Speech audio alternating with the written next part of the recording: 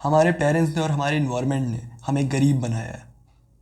गरीब बनाया है इन द सेंस कि गरीब सोचने में मजबूर किया है। तुम बड़ा नहीं सोच सकते। तुम में से 90% लोग बड़ा नहीं सोच सकते at this moment.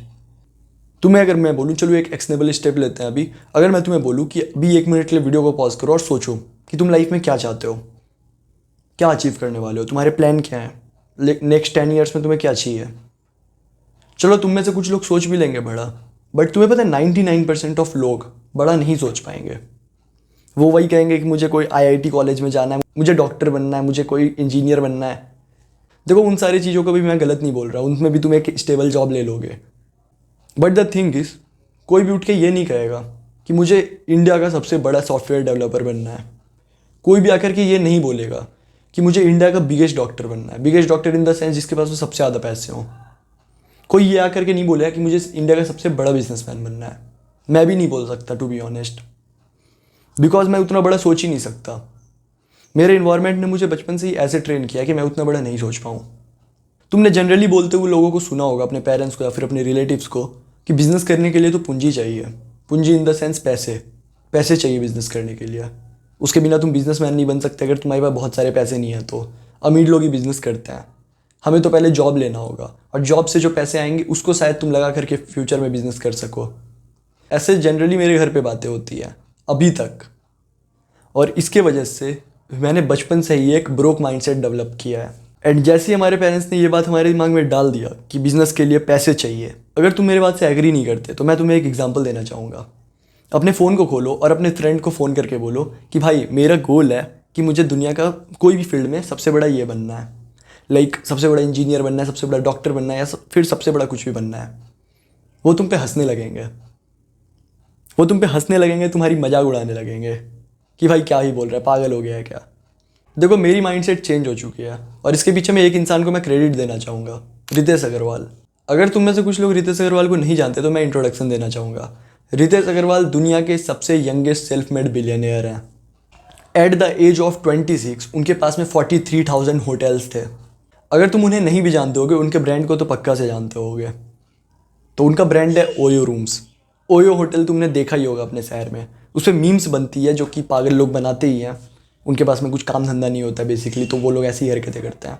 So basically वो काफ़ी ज़्यादा ट्रैवल करते थे, और जब वो ट्रैवल करते थे तो वो देखते थे कि बहुत सारे जो छोटे होटल्स होते हैं उनके पास में ज़्यादा कस्टमर्स नहीं होते। वो बस शादियों के मौसम में ही भरे हुए होते हैं, बाकी टाइम वो खाली के खाली ही रह जाते हैं। और साथ ही साथ उन पे लोग ट्रस्ट भी नहीं करते। लाइक अगर तुम किसी शहर पे जा रहे हो, अभी तुम्हारे पास में बजट नहीं है, तुम्हें कैसे पता चलेगा कि इस शहर में इतने सारे होटल्स हैं। और अगर तुम्हें पता भी चल जाता है कि ये छोटे होटल्स हैं जहाँ पे मैं रह सकता हूँ, लाइक काफ़ी कम पैसे में मैं रह सकता हूँ, बट तुम्हें ट्रस्ट नहीं होगी वहाँ पे। जनरली ट्रस्ट इशू हो जाता है, एक बहुत बड़ा प्रॉब्लम। तो अगर तुम देखते हो वहाँ पे कोई एक ब्रांड है लाइक ओयो, ओयो ने सारे उन छोटे होटल्स को ब्रांड के साथ कनेक्ट कर दिया। बेसिकली इस पर एक अलग से वीडियो बन सकती है। अगर तुम्हें इंटरेस्टेड हो गए ओयो की स्टोरी जानने में तो देख लेना जा करके कोई वीडियो। मैं क्या ही बताऊँ तुम्हें, मतलब बनाई हुई वीडियो मैं नहीं बनाना चाहता। बेसिकली उन्होंने अप्लाई किया था पीटर थिल्स फेलोशिप के लिए। पीटर थिल्स कौन है? पीटर थिल्स वही इंसान है जिन्होंने मार्क जुकरबर्ग को फर्स्ट टाइम इन्वेस्टमेंट दिया था फेसबुक स्टार्ट करने के लिए। अब मार्क जुकरबर्ग ने पूरी दुनिया को बदल के रख दिया, ठीक है। मतलब तुम मेंटल हेल्थ अगर तुम्हारी खराब है तो बहुत ज़्यादा चांसेस है कि तुम रील्स देखते होगे। देखो मार्क जुकरबर्ग पे एक मूवी भी आई थी द सोशल नेटवर्क, उस मूवी को मैंने भी देखा था, बट मेरे दिमाग में कुछ मतलब ऐसा कुछ थॉट प्रोसेस नहीं आया था। मुझे लगा भाई ठीक है अच्छी मूवी है। बट जब रितेश अग्रवाल ने देखा, उन्होंने पीटर थिल का नाम सुना, उनके पास में पहले से एक प्लान था, उन्होंने उस प्लान को बेसिकली डाल दिया और अप्लाई कर दिया थिल फेलोशिप के लिए। वो बेसिकली एक प्रोग्राम होता है जहाँ पे वो $100,000 देते हैं जनरली यंगस्टर्स को जिनके पास में बिजनेस प्लान होता है। अब थिल फेलोशिप के लिए उन्होंने अप्लाई कर दिया एंड थिल फेलोशिप में उनका सिलेक्शन भी हो गया। देखो वहाँ पे काफ़ी सारे लोग थे उनके अलावा भी, एंड उन्होंने वहाँ पे जा करके एक चीज़ देखा कि जितने भी उनके अलावा जितने भी लोग हैं वहाँ पे, वो सारे के सारे बहुत बड़ा सोचते थे। बहुत बड़ा इन द सेंस जिस भी सेक्टर में वो लोग जाना चाहते थे उस सेक्टर के वो लोग बिगेस्ट प्लेयर बनना चाहते थे। तो उस टाइम रितेश अग्रवाल ने भी सोच लिया कि भाई मैं भी सबसे बड़ा प्लेयर बनूंगा होटल इंडस्ट्री का इंडिया में। एंड गेस व्हाट, वो one of the biggest player बन चुके हैं ऑलरेडी। और उनकी एज क्या है? वो भी 30 के अराउंड होंगे। और ना ही उनके साथ में कोई बैक सपोर्ट था, कुछ भी नहीं था उनके पास में। लाइक वो बहुत छोटे शहर से थे। तुम्हें से बहुत सारे लोग तो अच्छे शहर से भी हो गए। अब मुझे इन चीज़ों के बारे में कैसे पता चला? मैं रितेश अग्रवाल का एक पॉडकास्ट देख रहा था क्योंकि मुझे काफ़ी ज़्यादा एस्पायरिंग वो इंसान लगता है एंड मैंने उनके 3-4 पॉडकास्ट देखे। उसमें बेसिकली उन्होंने बहुत कुछ शेयर किया लर्निंग के लिए, जिसमें कि one of the biggest learning मुझे यही मिली that thinking big cost you 0 rupees. Thinking big cost you 0 rupees. Like कुछ बड़ा सोचने के लिए पैसे नहीं लगते। अगर तुम बड़ा सोचोगे तुमसे आकर के कोई पैसे नहीं मांगेगा कि भाई नहीं तुम्हारी आइडिया बहुत ज़्यादा बड़ी है, मुझे पैसे दे दो, कोई नहीं मांगने वाला है, ठीक है।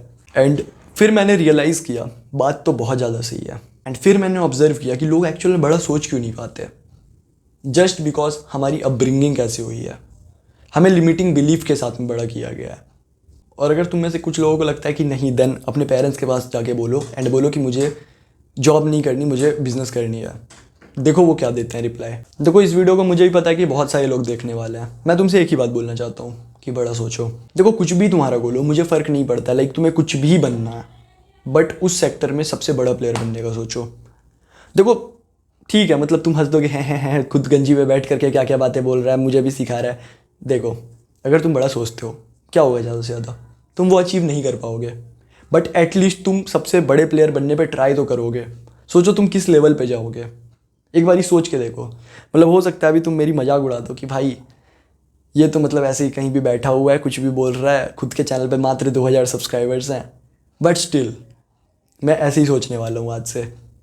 चाहे मैं किधर भी जाऊँ लाइफ में, मुझे इतना ज़रूर पता है कि भाई मैं अगर बड़ा सोचूंगा तो जितना मैं अभी अचीव करने वाला हूँ उससे मैं ज़्यादा अचीव करूँगा। लाइक देखो आज से मैं बड़ा सोचने वाला हूँ। मतलब तुम में से बहुत सारे लोगों की लिमिटिंग बिलीफ आ रहे होंगे, नहीं हम लोग को बड़ा नहीं सोचना चाहिए, अचीव ही नहीं कर पाएंगे। तो एक बार ही सोच के देखो, अगर रितेश अग्रवाल ये सोचते हैं कि 100 होटल्स खोलना है मुझे और उसके थ्रू मैं 1 करोड़ रुपए साल के कमा लूँगा या फिर 10 करोड़ रुपए साल के कमा लूँगा, मैं इतने में सेटिस्फाइड हूँ, इससे ज़्यादा मेरे गोल नहीं है, इसमें एक अच्छी लाइफ मुझे मिल जाएगी, तो आज के टाइम में शायद वो 100 होटल्स तक भी नहीं जा पाते।